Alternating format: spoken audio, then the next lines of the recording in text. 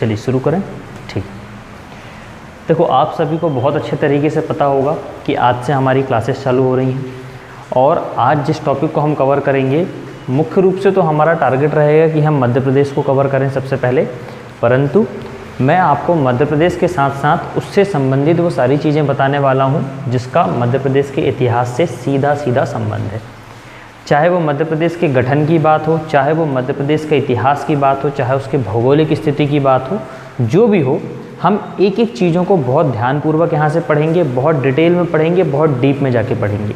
ये आप लोगों का दायित्व है कि आप प्रत्येक चीज़ों को जो आपको समझ में आती हैं, जो आपको नोट डाउन करना चाहिए, वो सारी की सारी चीज़ों को आप क्या करें, प्रॉपर नोट डाउन करें। ठीक है, ये आपका दायित्व है और ये मेरा दायित्व है कि मैं समय से पहले आपका सिलेबस भी कंप्लीट कराऊंगा, साथ ही साथ इसके अलावा मैं आपको चीज़ें समझाने की पूरी कोशिश करूँगा। ठीक है, जहाँ आपको चीज़ें समझ में ना आए बराबर पूछिएगा, बिल्कुल झिझक करने की कोई भी आवश्यकता आपको नहीं है, इत्मीनान से पूछेंगे, बहुत आराम से पढ़ेंगे। ठीक है, सबसे पहला टॉपिक अगर आपके सिलेबस में देखा जाए, मध्य प्रदेश के पीएससी से संबंधित बात कर रहा हूँ मैं, एसआई वालों को तो है ही है। अगर आपके सिलेबस में देखा जाए तो मध्य प्रदेश के बारे में है और मध्य प्रदेश के बारे में पढ़ने से पहले सबसे पहले हमें उसके गठन के बारे में पढ़ना आवश्यक होता है कि मध्य प्रदेश का निर्माण एक्चुअल में हुआ कैसे, कैसी परिस्थितियों में मध्य प्रदेश का निर्माण हुआ, कब मध्य प्रदेश इसका नाम पड़ा, कैसे कैसे उसके जिलों का निर्माण हुआ, कैसे कैसे उसमें रियासतों का विलय किया गया, ये सारी चीज़ें हमको पढ़ना है। ठीक है, आज हम ये चीज़ें कवर करेंगे।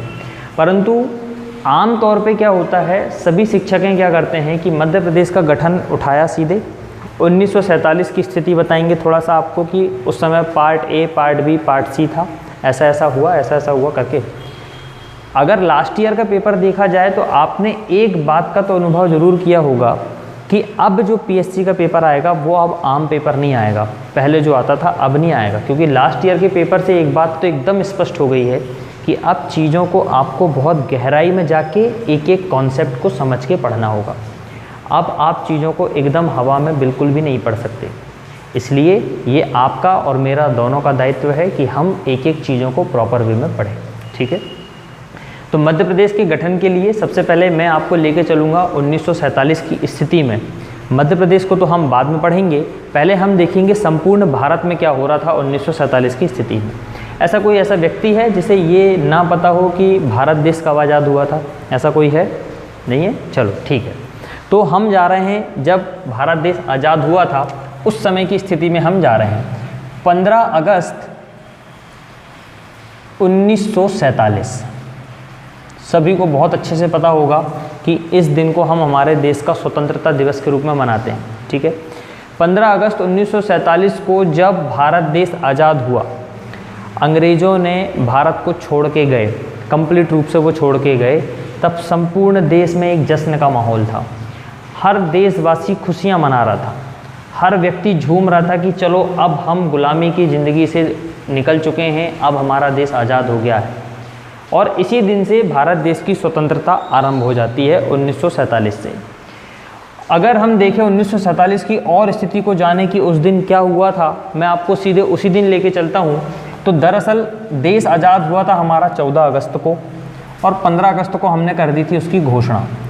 तो 14-15 अगस्त की मध्य रात्रि में अगर हम जाएं तो उस समय क्या हुआ था, मध्य रात्रि में संविधान सभा की एक आम सभा बुलाई गई और उस आम सभा में जितने भी संविधान सभा के जो भी मेंबर थे, कुछ जनता भी उसमें शामिल हुई, वो सब लोग आके इकट्ठे हुए और मध्य रात्रि में, मतलब आधी रात को, सोचो संविधान सभा में आधी रात को एक मीटिंग बुलाई गई, एक सभा बुलाई गई और उसमें ये घोषणा की गई कि अब हमारा देश पूर्ण रूप से आज़ाद है, अब हम अंग्रेज़ों के चुंगल से निकल चुके हैं।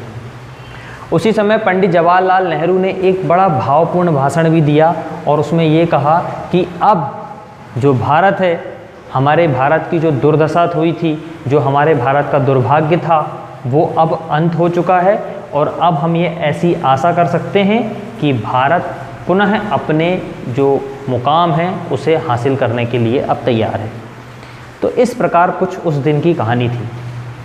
आपको हर चीज़ को फील करना है, हर चीज़ को समझना है। जब तक आप उस चीज़ को जियोगे नहीं ना तो आप समझ नहीं पाओगे, क्योंकि चीज़ें रिवाइज़ करने से याद हो सकती हैं पर समझ नहीं आती हैं, मैं ऐसा मानता हूँ। पर अगर आप उस स्थिति को जी गए, अगर आप उस स्थिति को अगर आपने फील कर लिया, तो यकीन मानना आपको रिवीजन करने की भी कभी आवश्यकता नहीं पड़ेगी। तो वो चीज़ें याद रखने के 3 ही तरीके हैं जनरली जो माना जाता है।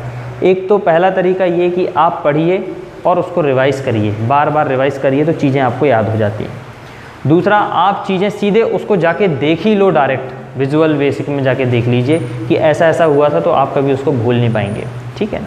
तो मैं आपको वही तरीके में लेके जा रहा हूँ कि चीज़ें आपको आँखों में इमेजिन होना चाहिए कि क्या क्या कैसा कैसा हो रहा था, तो चीज़ें आपको रिवाइज़ करने की आवश्यकता भी नहीं पड़ेगी, ऐसा मेरा मानना है। बाकी आप लोग समझें, ठीक है। तो 15 अगस्त की बात ये थी।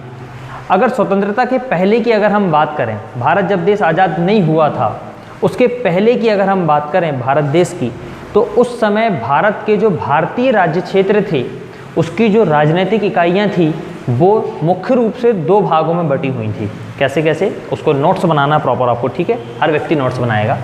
अगर हम भारतीय राज्य क्षेत्र की अगर बात करें, भारतीय राज्य क्षेत्र की अगर हम बात करें, तो ये किस समय की बात कर रहा हूँ मैं, 1947 से पहले की, 1947 से पहले की बात कर रहा हूँ मैं, स्वतंत्रता के पहले की बात कर रहा हूँ। उस समय भारत के जो राज्य क्षेत्र थे वो मुख्य रूप से 2 भागों में बटे हुए थे, परंतु मैं यहाँ पे उसको 3 भागों में बांटूंगा क्योंकि आपको मेंस की भी आंसर राइटिंग करनी है ना, इस कारण से।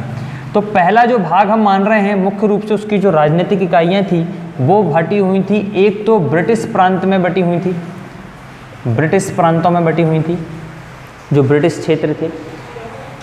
दूसरा जो बटा हुआ था, कुछ क्षेत्र जो थे देसी रियासतों में थे, देसी रियासतों में। और एक हम अलग से जो मान रहे हैं वो ये मान रहे हैं कि कुछ क्षेत्र ऐसे थे जो फ्रांस और पुर्तगाल, इन दोनों के क्या थे, औपनिवेशिक क्षेत्र थे, जिसमें फ्रांस और पुर्तगाल शासन का अधिकार था, उसमें उनके नियम चलते थे, उनके हिसाब से कानून चलते थे, उनके हिसाब से लोग जीते थे, उनके हिसाब से लोग उनकी बातें मानते थे। कुछ ऐसे भारत के क्षेत्र हैं जहाँ पे फ्रांस और पुर्तगाल ने, से गोवा हो गया, गोवा में पुर्तगाल नियम आज भी चलता है, आप देखोगे तो वहाँ जाओगे तो गोवा में पुर्तगाल नियम आज भी है। तो ऐसे भी क्षेत्र थे जहाँ पे फ्रांस और पुर्तगाल के अधिकार था। हम आधुनिक भारत का जब इतिहास पढ़ेंगे तो उसमें एक एक चीज़ें हम इसकी फ्रांस और पुर्तगाल के क्षेत्रों की हम वहाँ पे कवर करेंगे, ठीक है।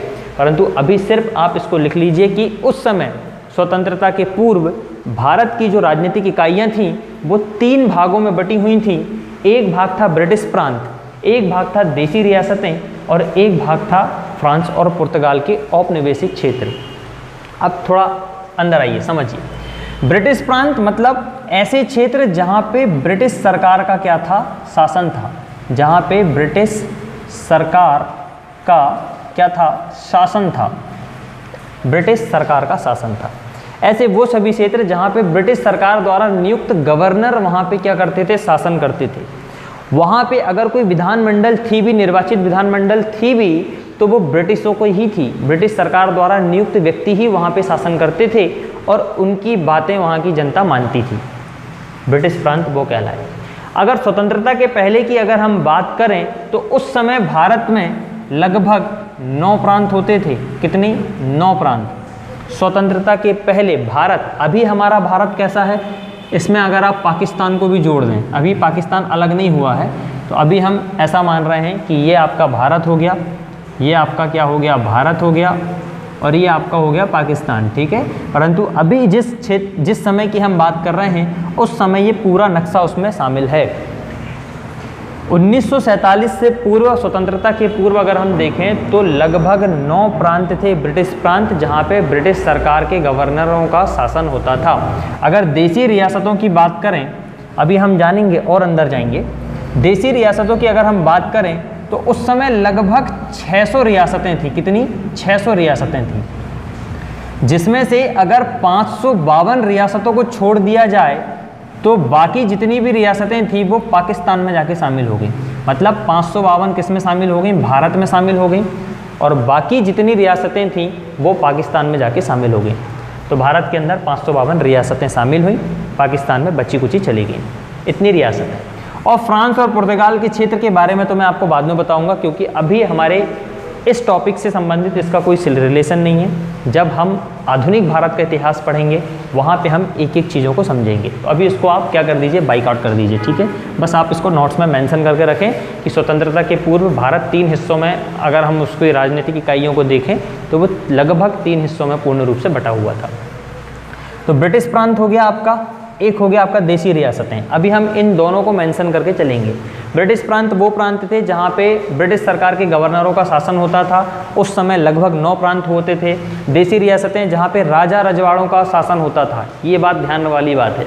राजा रजवाड़े वो जो सम्राट होते थे उस समय, राजा महाराजा कहलाते थे, हाथियों में चलते थे, रथ में चलते थे, बड़े बड़े महल होते थे, वे राजा महाराजा, जिन्हें जनता की समस्याओं से कोई लेना देना था ही नहीं। एक्चुअल में अगर देखा जाए, जब हम इतिहास पढ़ेंगे, मैं आपको रियासतों के बारे में, एक एक रियासतों के बारे में पढ़ाऊंगा, उस समय प्रत्येक राजा के बारे में मैं आपको बताऊंगा कि उसकी दिनचर्या कैसी होती थी।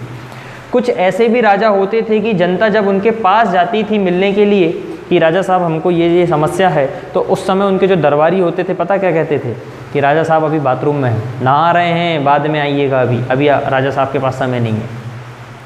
कुछ ऐसे जुओं में नशेड़ी टाइप के, इतने बिगड़ेल टाइप के भी राजा हुए हैं रियासतों के कि कोई हद नहीं, उनके बारे में बताएं जितना उतना कम है। परंतु जब हम रियासतें पढ़ेंगे उस समय हम इस चीज़ को बराबर जानेंगे, ठीक है। तो रियासतों में लगभग 600 रियासतें थीं जिनमें देसी राजा महाराजाओं का शासन होता था।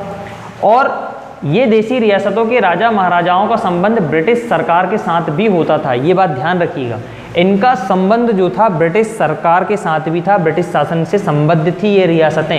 ये स्वतंत्र रूप से अपना शासन नहीं चलाती थीं।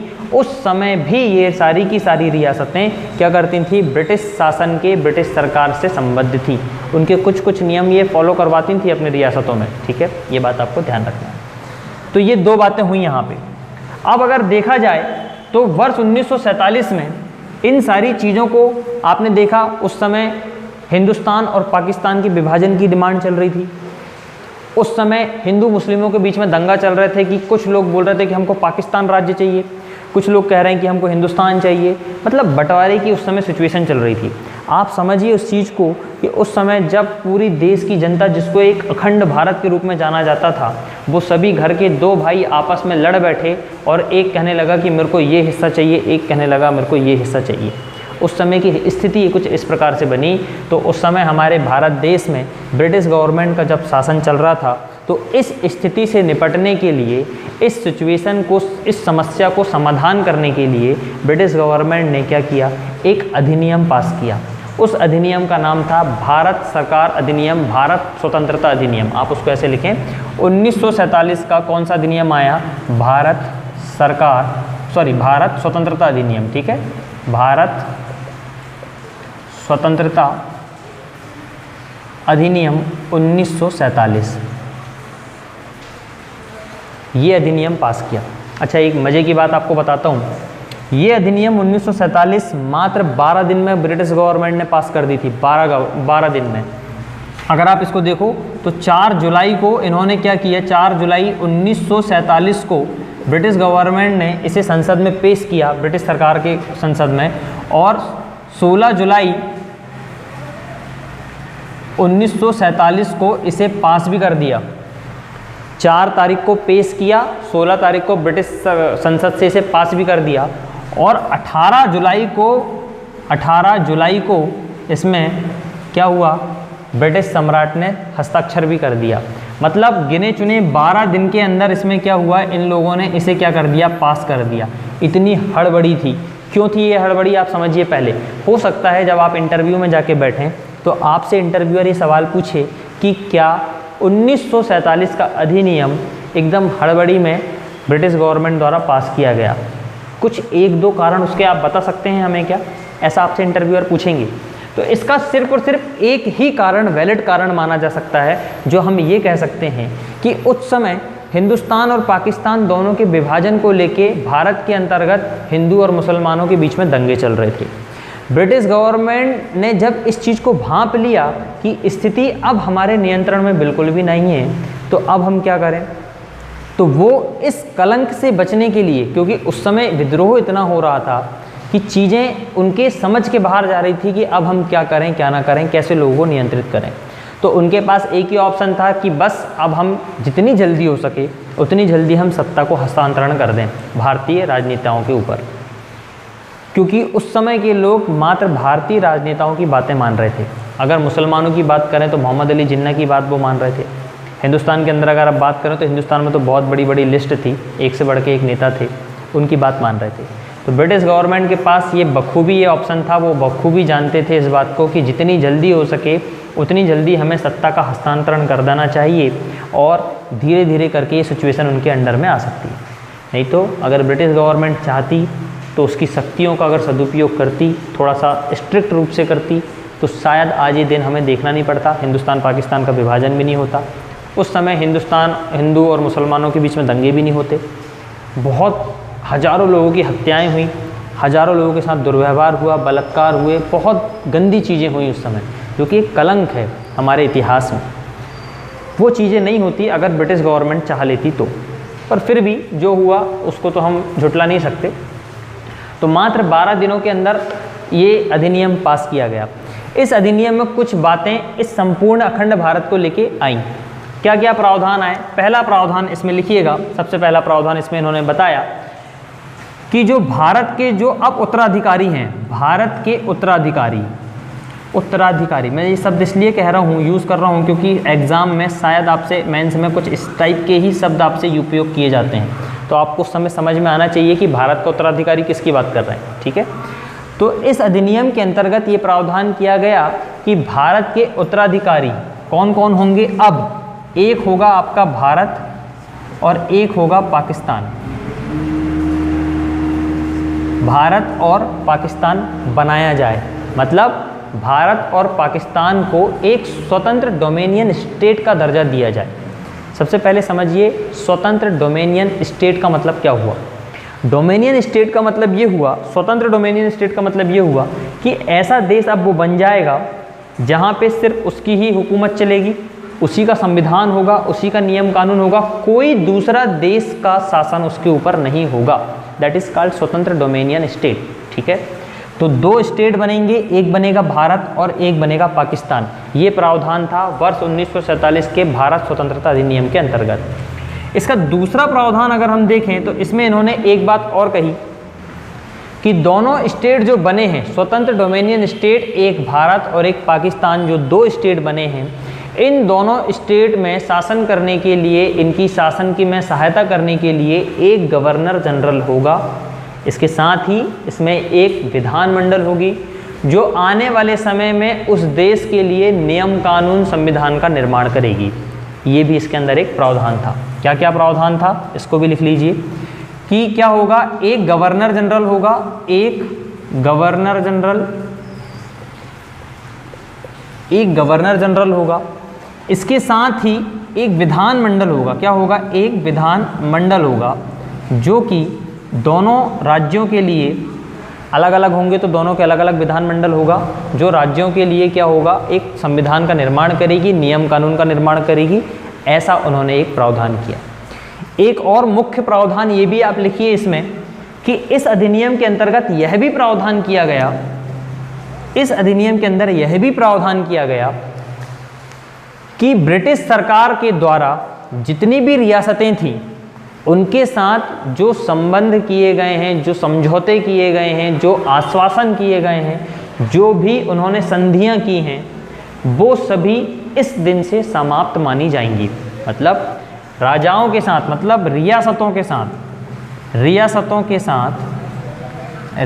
के साथ समझौते किसने किए थे? ब्रिटिश गवर्नमेंट द्वारा जो हुए थे, है ना। किसके द्वारा? ब्रिटिश सरकार द्वारा जो समझौते किए गए, जो संधियां की गई, वो सभी इस दिन से क्या मानी जाएंगी? समाप्त मानी जाएंगी। समाप्त मतलब खारिज की जाएंगी। एक बात और ध्यान रखिएगा, इसको अगर आप डिटेल में पढ़ेंगे इस अधिनियम को, तो उसके अंदर आप जाके पढ़ें तो उसमें आपको ये पाया जाएगा कि ऐसी वो सभी संधियां जो महामहिम ब्रिटिश सरकार द्वारा देसी रियासतों के साथ की गई थी, ऐसी वो सभी संधियां, ऐसे वो सभी समझौते, ऐसे वो सभी आश्वासन जो कि ब्रिटिश गवर्नमेंट ने रियासतों को दिया था, रियासतों ने ब्रिटिश गवर्नमेंट को दिया था, वो सभी इस दिन से 1947 में जिस दिन ये अधिनियम आया उस दिन से क्या माना जाएगा, समाप्त माना जाएगा। इसके साथ ही इन्होंने एक बात और कही कि ब्रिटिश गवर्नमेंट ने इस अधिनियम के अंतर्गत एक बात ये कही कि अब भारत और पाकिस्तान दो अलग अलग स्टेट हो गए। देशी रियासतों के पास ये ऑप्शन है, ये अब उनका अधिकार है कि वो चाहें तो पाकिस्तान में शामिल हो जाएं, चाहें तो वो किसके अंदर शामिल हो जाएं, भारत में शामिल हो जाएं। और अगर जिस रियासत को ऐसा लगता है कि उसे स्वतंत्र रहना चाहिए तो वो स्वतंत्र भी रह सकती है। ऐसे तीन चार बातें मुख्य बातें थी जो आपको जानना चाहिए। कौन कौन सी बातें थी? एक तो भारत और पाकिस्तान दो अलग अलग राज्य बनेंगे, दो अलग अलग देश बनेंगे। एक गवर्नर जनरल होगा और विधानमंडल होगा, निर्वाचित विधानमंडल होगा जो उस देश के लिए संविधान, नियम कानून का निर्माण करेगा। और रियासतों के साथ जितने भी समझौते ब्रिटिश सरकार द्वारा किए गए हैं वो सभी समझौते इस दिन से समाप्त माने जाएंगे। रियासतों के पास ये अधिकार होगा कि वो या तो पाकिस्तान में शामिल हो जाएं, या तो वो हिंदुस्तान में शामिल हो जाएं, भारत में शामिल हो जाएं, या अगर उन्हें ऐसा लगता है कि उन्हें स्वतंत्र रहना चाहिए तो वो स्वतंत्र भी रह सकती हैं। ऐसे मुख्य रूप से ये प्रावधान किए गए 1947 के अधिनियम में। एक मुख्य बात और बताता हूँ आपको, मज़े की बात, कोई नहीं बताएगा। जब 1947 के अधिनियम में ये बात कही गई कि भारत और पाकिस्तान दोनों राज्यों का एक गवर्नर जनरल होगा, ये कैसे हुआ मैं आपको बताता हूँ।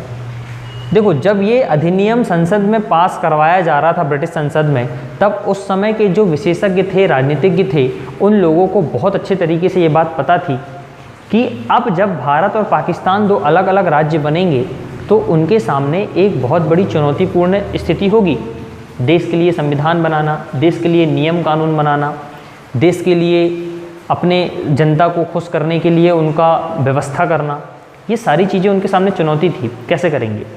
तो उस समय उन लोगों ने ये निर्णय लिया, उस समय के विशेषज्ञ लोगों ने, कि इन दोनों राज्यों का एक गवर्नर जनरल होना चाहिए, और वो भी ऐसा व्यक्ति होना चाहिए जिसके पास अनुभव हो इन क्षेत्रों में रहने का, इन क्षेत्रों में शासन करने का, जो व्यवहारिक हो इन क्षेत्रों से।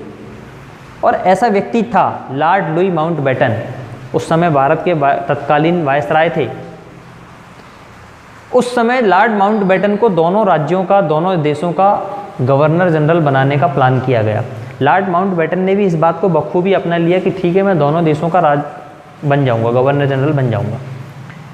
और कांग्रेस ने भी उस समय इस चीज़ को एक्सेप्ट कर लिया कि ठीक है, कोई दिक्कत नहीं, हमारे यहाँ का जो गवर्नर जनरल होगा अगर वो पाकिस्तान का भी होगा तो क्या दिक्कत है, इसमें कोई आपत्ति वाली बात तो थी नहीं। उस समय जब मोहम्मद अली जिन्ना के पास ये बात गई तो उस समय तुरंत में तो उन्होंने कुछ नहीं कहा इस बात को लेके कि भारत और पाकिस्तान दोनों का एक ही गवर्नर जनरल होगा। पर जब देश अलग अलग हो गए, जब दोनों देश का बंटवारा हो गया, तब उस समय मोहम्मद अली जिन्ना ने अपनी चुप्पी तोड़ी और कहा कि नहीं, भारत और पाकिस्तान का एक ही गवर्नर जनरल नहीं हो सकता। पाकिस्तान का सर्वोपरि सिर्फ और सिर्फ कौन होगा? मोहम्मद अली जिन्ना ही होगा। मोहम्मद अली जिन्ना जैसा कहेगा वैसा पाकिस्तान करेगा, कोई मुझसे ऊपर ना होगा और ना मैं होने दूंगा, ऐसा मोहम्मद अली जिन्ना का स्टेटमेंट था। मोहम्मद अली जिन्ना बिल्कुल नहीं चाहते थे। देखिए, कोई भी व्यक्ति हो यार, अगर आप भी ऐसा किसी भी चीज़ के लिए स्ट्रगल कर रहे हैं, आपने किसी चीज़ को पाने के लिए पूरी शिद्दत लगाई, पाकिस्तान को बनाने में सबसे बड़ा हाथ किसको कहा जाए? मोहम्मद अली जिन्ना ही का था। मोहम्मद अली जिन्ना ने कितना स्ट्रगल नहीं किया पाकिस्तान को बनाने के लिए, कई स्ट्रगल किए, कई रातें जागी, कई विरोध किए, कई बार जेल गए, बहुत सारी चीज़ें हुई। तो इतनी आसानी से अगर मोहम्मद अली जिन्ना की सत्ता चली जाती तो ये तो किसी को गवारा नहीं होता। तो मोहम्मद अली जिन्ना ने उस दिन इस बात को मना कर दिया कि नहीं, पाकिस्तान का जो भी मुख्य अधिकारी होगा, जो भी मुख्य होगा, वो सिर्फ और सिर्फ मैं ही होऊंगा, इसके अलावा कोई भी व्यक्ति पाकिस्तान का मुख्य रूप से नहीं हो सकता। पाकिस्तान के अंदर का जितने भी नियम कानून होंगे वो सब मेरे आधार पे होंगे, मेरे अकॉर्डिंग ही चलेंगे, जैसा मैं कहूँगा वैसा होना चाहिए। अब ये पाकिस्तान की कहानी यहाँ से अलग हो जाती है कि उन्होंने क्या करे। जब ये बात सामने आई कि मोहम्मद अली जिन्ना ने इस बात को मानने से मना कर दिया तो कांग्रेस को तो खुशी ही हुई कुल मिला के। ठीक है, कांग्रेस को क्या दिक्कत थी, ठीक है भाई मत बनाओ, हमारे भारत का तो बनेगा ही बनेगा।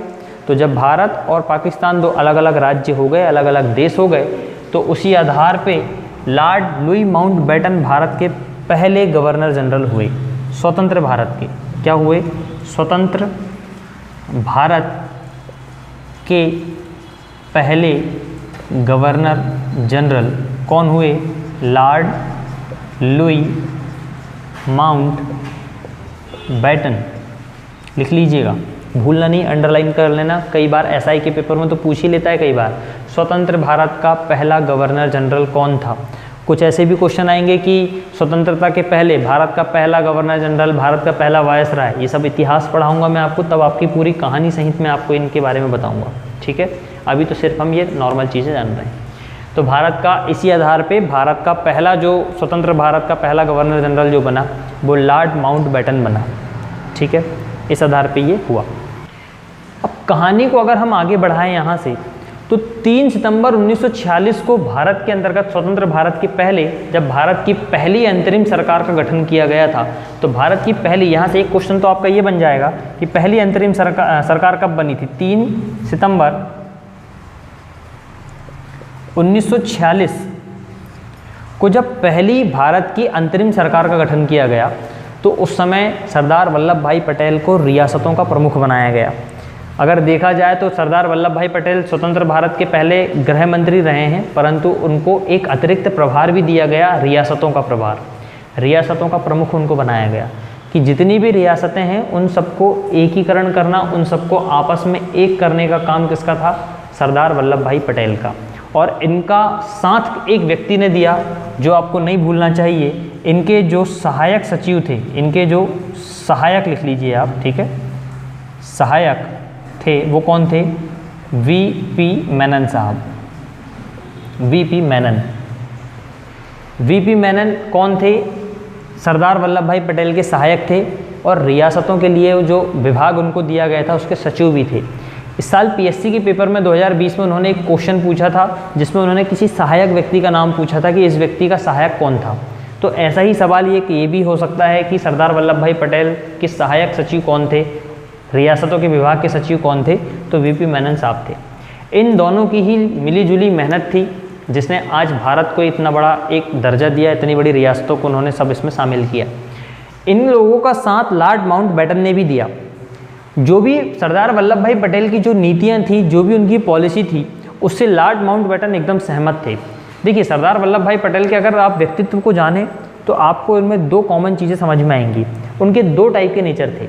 कहीं ना कहीं उनके मन में एक सॉफ्ट कॉर्नर तो था ही था, और दूसरी बात अगर आप देखें उनको तो वो बड़े अग्रेसिव टाइप के व्यक्ति भी थे। पहले बड़े प्यार से समझाते थे लोगों को, भैया मिल जाओ भारत में, भैया आके देख लो, वहाँ जाओगे दिक्कत होगी, स्वतंत्र रहोगे तो भी दिक्कत होगी, ये दिक्कत होगी, वो दिक्कत होगी, सारी बातें वो बताते थे। पर जब रियासतों के प्रमुख नहीं मानते थे तब फिर वो थोड़ा स्ट्रिक्ट होकर लाठी वाठी मार मूर के रियासतों को एक करते थे, ठीक है। तो लॉर्ड माउंटबेटन, सरदार वल्लभ भाई पटेल और वीपी मेनन, इन तीनों की ही मेहनत थी जिसने आज इतनी सारी रियासतों को भारत के अंदर शामिल करने में उन्होंने सफलता अर्जित की। और आज जो भारत का नक्शा आज आप जो देख रहे हैं, ये सारी की सारी इन लोगों की मेहनत की ही बदौलत आप बनाए। अगर 1947 की स्थिति को जानें तो वर्ष 1947 तक आप देखेंगे, वर्ष 1947 तक 15 अगस्त 1947 तक भारत के अंदर 136 क्षेत्राधिकार रियासतें शामिल होने में आ गई। क्षेत्राधिकार रियासत, कई बार सवाल आता है, ध्यान रखिएगा, कई बार सवाल आता है कि कितनी रियासतें क्षेत्राधिकार रियासतें थी जो वर्ष 1947 तक भारत में शामिल होने के लिए तैयार हो गई थी। तो 136 रियासतें जो थी ज्यूरिडिक्शनल रियासतें कहते हैं जिन्हें, क्षेत्राधिकार रियासतें, जो कि 1947 15 अगस्त तक भारत में शामिल होने के लिए उन्होंने अपनी हामी भर दी, विलय पत्र में सिग्नेचर कर दिया। इसके कुछ समय बाद तक लगभग जितनी भी रियासतें थी वो सभी की सभी क्या भारत के अंदर शामिल हो गई। अगर आप देखें तो 600 रियासतों में से 552 ही रियासतें थीं जो भारत के अंदर आईं। तो लगभग 1947 के कुछ समय बाद तक लगभग सभी रियासतों ने भारत के अंतर्गत शामिल होने के लिए अपनी सहमति जता दी, सिवाय कुछ रियासतों को छोड़ के। जिनमें से कौन कौन सी रियासत थी? एक रियासत थी आपकी भोपाल रियासत, दूसरी रियासत थी आपकी कौन सी? मणिपुर, एक रियासत थी आपकी हैदराबाद, एक रियासत थी आपकी जूनागढ़, और एक रियासत थी आपकी जम्मू एवं कश्मीर, JNK। 370 जहां अभी ख़त्म हुआ है। तो ये कुछ ऐसी रियासतें थी जिन्होंने 1947 के बाद भी भारत के अंतर्गत शामिल होने से मना कर दिया। ना तो ये रियासतें पाकिस्तान में गईं, ना तो ये रियासतें भारत के अंदर आईं, ये रियासतें स्वतंत्र रियासतें रहीं। कुछ समय बाद इन रियासतों को भी हमने शामिल किया भारत में। देखिए, अब पहले इनको भारत के नक्शे में समझिए कि कौन कौन सी रियासतें कहाँ पे थी। ये आप अगर यहाँ पे मध्य प्रदेश देखोगे तो यहाँ पे ये है भोपाल रियासत। कौन सी रियासत है ये? भोपाल। यहाँ पे अगर आप देखोगे तो ये है जूनागढ़ की रियासत। कहाँ पे है? ये जो है रियासत है किनारे पे, ये है जूनागढ़ रियासत। मैं एक एक रियासत को आपको बाद में बखूबी डिटेल में पढ़ाऊंगा, क्योंकि अभी इस टॉपिक से इनका संबंध नहीं है। अभी सिर्फ हमको समझना है कि उस समय की स्थिति क्या थी, तब हमारे आगे हमको चीज़ें समझ में आएंगी। बस आप मैप में जान लीजिए, ठीक है। ये आप तो जान ही रहे हैं कि ये आपकी ये है, ये आपकी जम्मू एवं कश्मीर की रियासत है, ठीक है। ये जो यहाँ पे जो रियासत है एक ये है आपकी हैदराबाद रियासत। और यहाँ पे आप जो देख रहे हैं ये यहाँ पे एक रियासत थी जो थी आपकी कौन सी? मणिपुर की रियासत। ये है मणिपुर, बहुत ही खूबसूरत जगह है मणिपुर। आप जब भी समय मिले तो जाइएगा ज़रूर मणिपुर घूमने, IAS बनने के बाद, ठीक है। बहुत सारे लोगों को तो मणिपुर कैडर ही मिल जाता है। तो ये कुछ ऐसी 5 रियासतें थी जिन्होंने 1947 के समय में, जब पूरी रियासतों को एकीकरण करा जा रहा था, उस समय इन्होंने क्या कर दिया? मना कर दिया। तुरंत में तो ये शामिल नहीं हुई। बाद में फिर सरदार वल्लभ भाई पटेल, VP मेनन साहब के कुछ हथकंडों के द्वारा, कुछ उनकी लॉलीपॉप के द्वारा, कुछ उनके किए गए एक्शन के द्वारा इन रियासतों को उन्होंने क्या किया? शामिल किया। अगर हम देखें इसमें तो हैदराबाद के रियासत जो निज़ाम थे इनको भी उन्होंने शामिल कर लिया। जूनागढ़ की रियासत को जब इसका जो शासक था वो पाकिस्तान चला गया, तब इन्होंने एक जन्म संग्रह के द्वारा भारत के अंदर इसे शामिल कर लिया। ऐसे जम्मू कश्मीर को भी वहाँ के राजा हरि सिंह थे, उनको भी मिला मुलू के इन्होंने शामिल कर लिया। जब हम रियासत पढ़ेंगे तब मैं आपको उनके बारे में ये पूरा डिटेल बताऊँगा।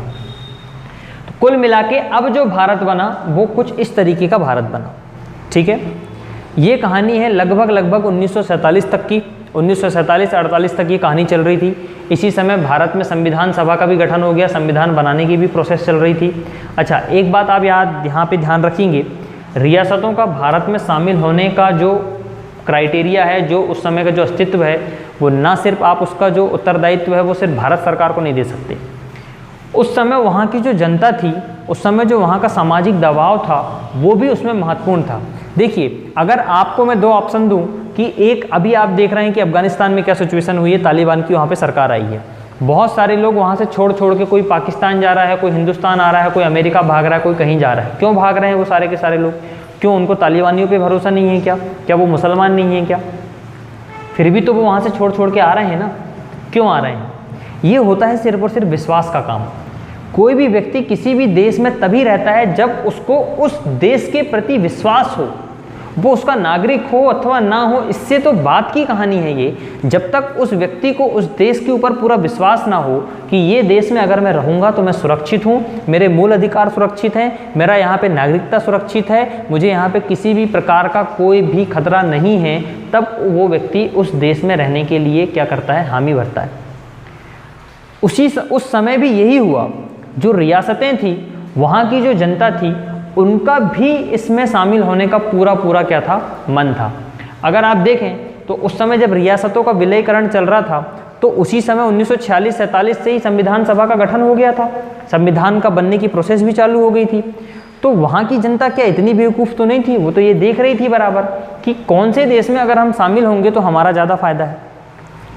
भारत में अगर हम शामिल हो रहे हैं तो उन्होंने देखा कि नहीं, यहाँ पे तो बराबर एक संविधान सभा का गठन भी हो रहा है, हमारे मूल अधिकारों के बारे में भी संविधान में बताया जा रहा है, हमारी नागरिकता के बारे में भी बताया जा रहा है, यहाँ पे न्यायालयों की व्यवस्था हो रही है, और सबसे बड़ी बात, यहाँ पे एक लोकतंत्र की सरकार बनेगी, लोकतंत्रात्मक देश बनने जा रहा है।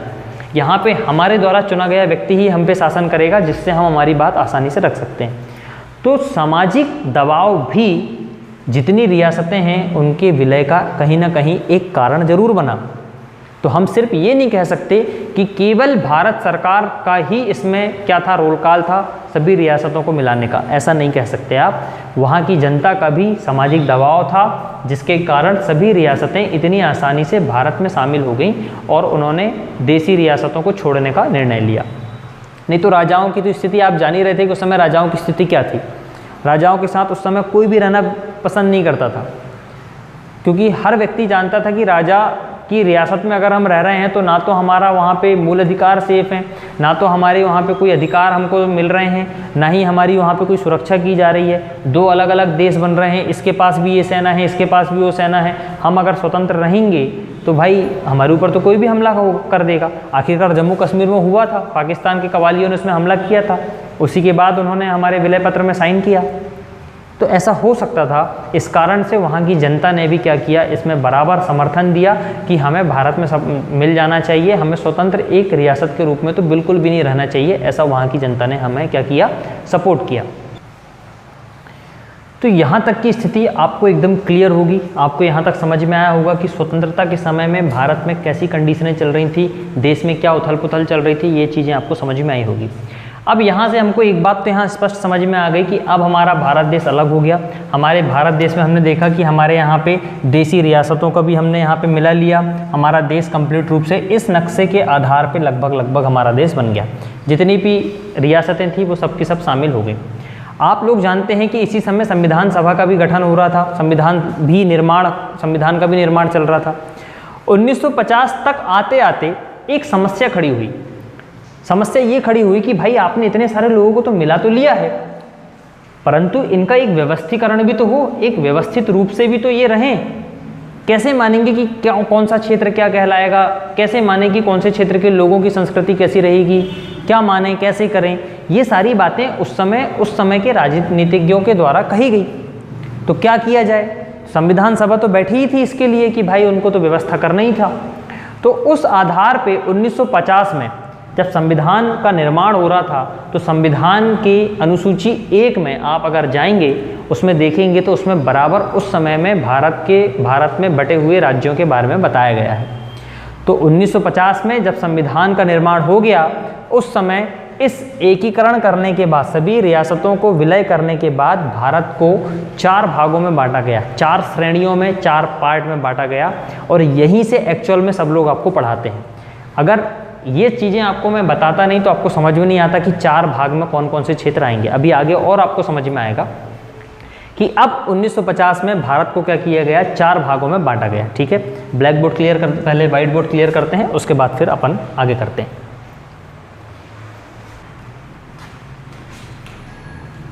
चलिए देखिए अब यहाँ से, ठीक है। अभी तक हमने ये देखा कि 1947 से लेकर 1950 के बीच तक सभी देसी रियासतों का हमने विलय कर लिया, सभी रियासतों को हमने मिला के एक संपूर्ण भारत का निर्माण कर लिया।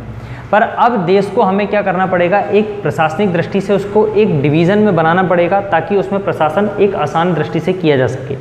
तो उसी आधार पे संविधान सभा ने क्या किया, एक निर्णय लिया कि देश को हम 4 भागों में बांटेंगे। ठीक है, तो भारत के संविधान के अनुसार भारत कितने भागों में बांटा गया, भारत को बांटा गया 4 भागों में। एक बना आपका भाग ए, भाग आ भी कह सकते हैं इसको, ठीक है। एक बना आपका भाग बी, एक बना आपका भाग सी और एक बना आपका भाग डी।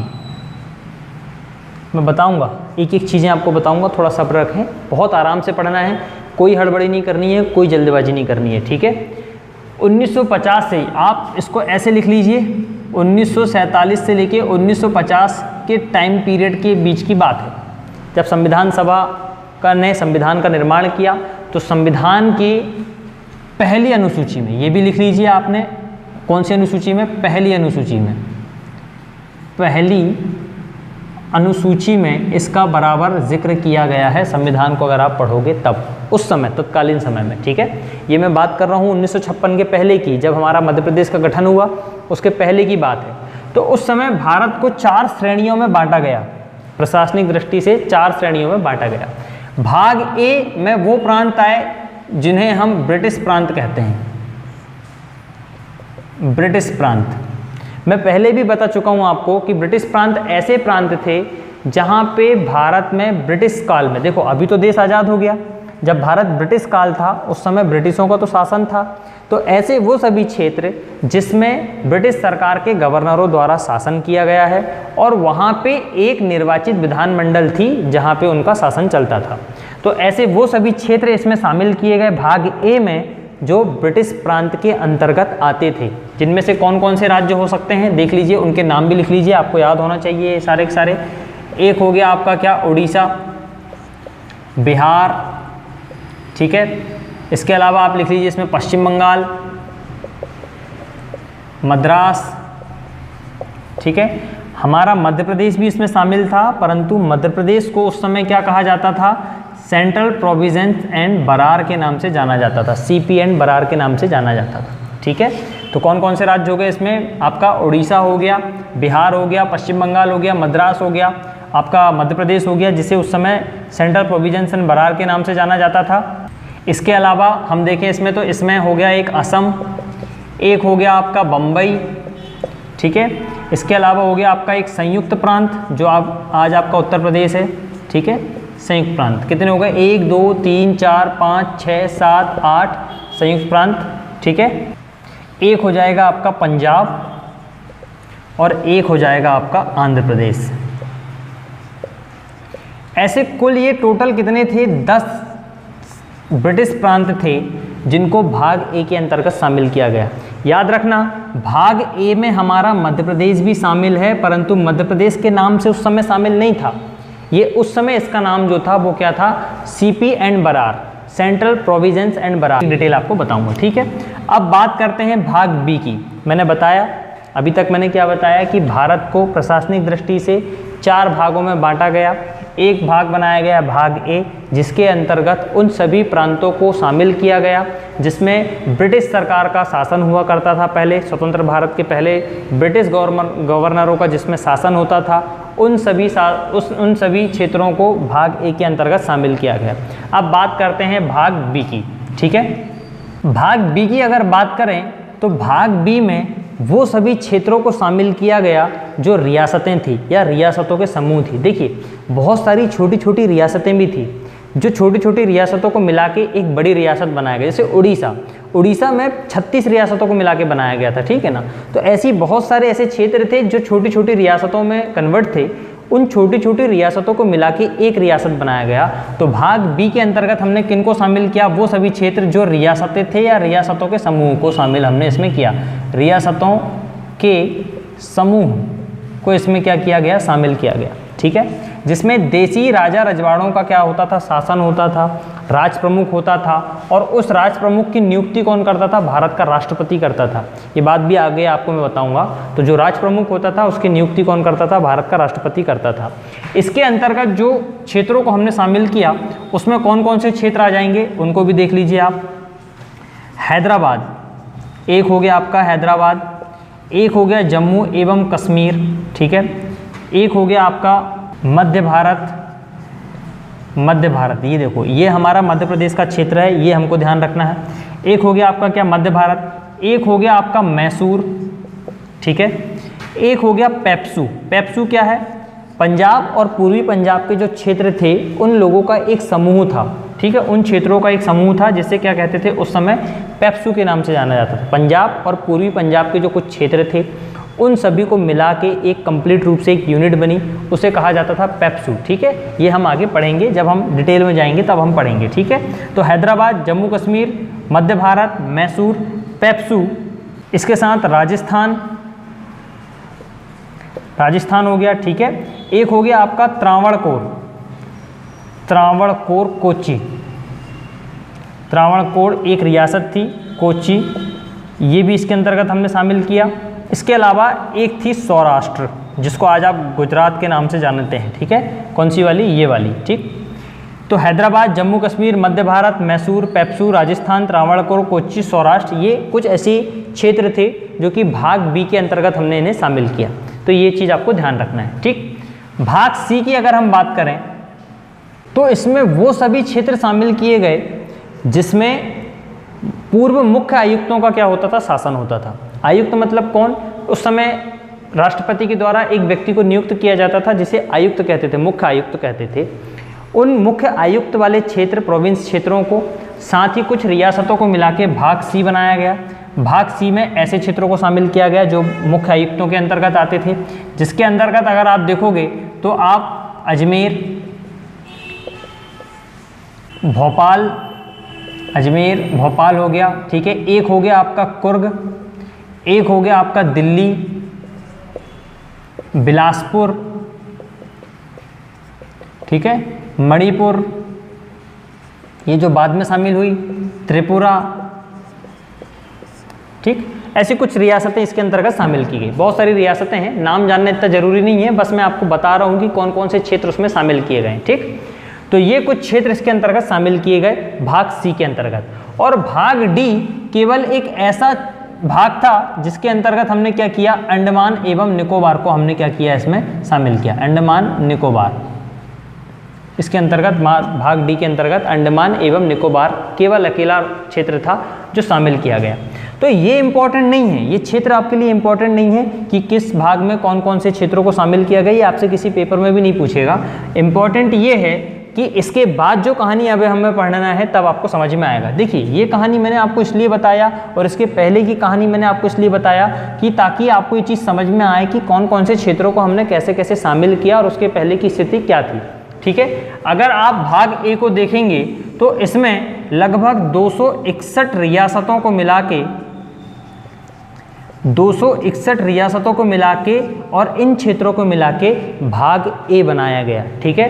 भाग बी की अगर हम बात करें तो भाग बी में इन क्षेत्रों के साथ लगभग 272 रियासतों को मिला के भाग बी बनाया गया। कितनी रियासतों को मिला के, लगभग 272 रियासतों को मिला के भाग बी बनाया गया। साथ ही साथ उनको ये वाले क्षेत्र भी उसके अंतर्गत शामिल किए गए। अब भाग सी की अगर हम बात करें तो भाग सी में देखेंगे आप कि ये क्षेत्र तो शामिल थे ही थे, इसके साथ इसमें कुछ रियासतों को शामिल किया गया जिनकी संख्या थी 61। जो रियासतों को इसमें शामिल किया गया वो रियासतों की संख्या थी कितनी, रियासतों की संख्या थी 61। तो 61 रियासतों के साथ इन क्षेत्रों, इसमें आप विंध्य प्रदेश भी लिखें, विंध्य प्रदेश, विंध्य प्रदेश, क्योंकि ये आपके लिए इंपॉर्टेंट है, मध्य प्रदेश से संबंधित है, ठीक। तो अजमेर, भोपाल, कुर्ग, दिल्ली, बिलासपुर, मणिपुर, त्रिपुरा, विंध्य प्रदेश और भी कच्छ एक क्षेत्र है इसमें, कच्छ, ठीक है। इन क्षेत्रों को मिला के इसके साथ ही 61 रियासतों को आपस में मिला के भाग सी बनाया गया। क्या बनाया गया, भाग सी बनाया गया। और भाग डी आपने देखा कि भाग डी में अंडमान एवं निकोबार तो साथ में है ही है, ठीक। अब यहाँ से आपको समझने वाली बात यह है कि मध्य प्रदेश का गठन अब हम यहाँ से पढ़ेंगे। अभी तक तो हमने देखा कि भारत में राज्यों का गठन किया गया, भारत में भाग के हिसाब से, प्रशासनिक दृष्टि के हिसाब से पूरे क्षेत्र को डिवाइड किया गया, जिसके अंतर्गत आप देखें भाग ए, भाग बी, भाग सी, भाग डी बनाया गया। भाग ए के अंतर्गत ब्रिटिश प्रांत को शामिल किया गया, ऐसे प्रांत जिसमें ब्रिटिश गवर्नमेंट द्वारा शासन किया जाता था स्वतंत्रता के पहले, उन सभी क्षेत्रों को भाग ए के अंतर्गत शामिल किया गया और उसमें 261 रियासतों को मिला के भाग ए बनाया गया, जिसके अंतर्गत आप देखोगे उड़ीसा, बिहार, पश्चिम बंगाल, मद्रास हो गया, असम, बम्बई, संयुक्त प्रांत, आंध्र प्रदेश, पंजाब, ऐसे कुछ 10 राज्यों को मिला के भी इसके अंतर्गत शामिल किया गया। भाग बी की अगर हम बात करें तो भाग बी में उन क्षेत्रों को शामिल किया गया जो तो या तो रियासत थे पहले या रियासतों के समूह थे पहले, जिसमें किसी राज्य प्रमुख का शासन होता था और उस राज्य प्रमुख की नियुक्ति करता था राष्ट्रपति। तो उन क्षेत्रों को मिला के हमने भाग बी बनाया और उसी क्षेत्रों में हमने लगभग 272 रियासतों को आपस में मिलाया और भाग बी का निर्माण किया। भाग सी को अगर हम देखें तो 61 रियासतों के साथ हमने इसमें अजमेर, भोपाल, कुर्ग, दिल्ली, बिलासपुर, मणिपुर, त्रिपुरा, विंध्य प्रदेश, कच्छ, ऐसे बहुत सारे क्षेत्रों को मिलाया हमने इसमें और 61 रियासतों को इसमें और मिलाया, तब जाके हमारा भाग सी बना और भाग डी आपके सामने है। अब यहाँ इंपॉर्टेंट चीज़ देखिए, भाग ए में हमारा मध्य प्रदेश, जिसे हम सेंट्रल प्रोविजेंस एंड बरार के नाम से, सीपी एंड बरार के नाम से उस समय जानते थे, तो हमको भाग ए देखो यहाँ मध्य प्रदेश का भाग ए मिला आपको। भाग बी के अंदर अगर आप देखो तो मध्य भारत का क्षेत्र आपको दिख रहा है, तो मध्य भारत भी मध्य प्रदेश के अंतर्गत है, तो भाग बी मध्य प्रदेश में मिला आपको। भाग सी के अंतर्गत अगर आप देखो तो भोपाल मिला आपको, विंध्य प्रदेश आपको देखने को मिला, तो ये 2 क्षेत्र आपको देखने को मिले, तो यहाँ पे भी आपका मध्य प्रदेश आपको देखने को मिलेगा। तो कुल मिला के जब भारत के अंतर्गत भाग ए बी सी डी बन रहे थे तो मध्य प्रदेश के कुछ क्षेत्रों को, मध्य प्रदेश को भी भाग ए बी सी के अंतर्गत शामिल किया गया। तो जिस समय भारत का निर्माण हो रहा था, भाग ए बी सी डी बन के उसी समय मध्य प्रदेश के अंतर्गत भी प्रशासनिक दृष्टि से भागों में उसका डिवीज़न किया गया, राजनीतिक इकाइयों में उसका क्या बनाया गया, भाग डिवीज़न किया गया, विभाजित किया गया। और उस समय उसके जो भाग बने, भाग ए, भाग बी, भाग सी बने। भाग डी का तो काम ही नहीं है क्योंकि अंडमान निकोबार मध्य प्रदेश से तो उसका कोई संबंध है ही नहीं, इस कारण से भाग डी मध्य प्रदेश के अंतर्गत शामिल नहीं होगा। मात्र भाग ए, भाग बी और भाग सी, यहाँ से आपके मध्य प्रदेश का गठन शुरू होता है, मध्य प्रदेश के जिलों का, राज्यों का गठन होता है, यहाँ से आपको पढ़ना होता है। तो ये पूरी कहानी थी आपकी मात्र और मात्र भारत की स्थिति की। इसके बाद हम पढ़ेंगे मध्य प्रदेश की कहानी कि मध्य प्रदेश के अंतर्गत कैसे राज्यों का गठन हुआ। तो यहाँ तक की कहानी आपको समझ में आई है, इसके प्रॉपर आप नोट्स जरूर बना लें, ठीक है। अब अगर इनकी कुछ संवैधानिक स्थिति की अगर हम बात करें, संवैधानिक स्थिति देखिए, मैंने आपको बताया कि ये भारत के संविधान के अनुसूची 1 में शामिल हैं। ये भारत के संविधान की अनुसूची कहाँ से कहाँ तक जाती है, अगर आप देखें तो भाग ए को देखेंगे आप तो इस संविधान का भाग 6 है। आज भी आप संविधान का भाग 6 देखोगे तो जिसमें आपको 152 से लेके 237 तक अनुच्छेद में दिया गया है भाग 6, उसमें आज भी आपको ये सारे राज्य, ये सारे क्षेत्र आपको देखने को मिल जाएंगे। अगर भाग बी की बात करें तो ये भाग 7 के अंतर्गत शामिल किया गया था, संविधान के भाग 7 के अंतर्गत अनुच्छेद कौन से में, 238 में इसको शामिल किया गया। भाग सी की अगर हम बात करें तो ये भाग संविधान के भाग 8 में इसको शामिल किया गया, अनुच्छेद कौन सा कहलाएगा, ये आपका 239। और ये जो भाग है आपका भाग डी है, भाग डी जिसको संविधान के भाग 9 में शामिल किया गया, ठीक है। तो ये संवैधानिक स्थितियों में भी इनका, संविधान में भी इनका जिक्र देखने को मिलेगा। ये चीज़ें मैं जब मैं आपको पॉलिटी पढ़ाऊंगा तब भी आपको ये चीज़ें वहाँ पे क्लियर करूँगा कि किस भाग में कौन कौन से राज्य हैं और उनकी क्या क्या कंडीशन थी, कौन कौन सी उनकी शर्तें थी जिनको इसमें शामिल किया गया, कब इनको ख़त्म किया गया, कब इनको बनाया गया। ये सारी स्थिति हम पॉलिटी में पढ़ेंगे। यहाँ उसको डिस्कस करने से लंबा लेक्चर आपका लंबा हो जाएगा, ठीक है। तो ये पॉलिटी की कहानी है। फिर भी आप आपके नोट्स में ज़रूर मेंशन कर लें कि भाग 6 में और संविधान का भाग 6 अनुच्छेद 152 से 237 तक भाग ए का जिक्र मिलेगा। अगर भाग बी की बात करें तो संविधान का भाग 7 अनुच्छेद 238 में इसका वर्णन मिलेगा, भाग 8 में सी का, भाग 9 में भाग डी का। तो यहाँ तक की कहानी आपको समझ में आई। इसके बाद पढ़ेंगे हम मध्य प्रदेश का गठन।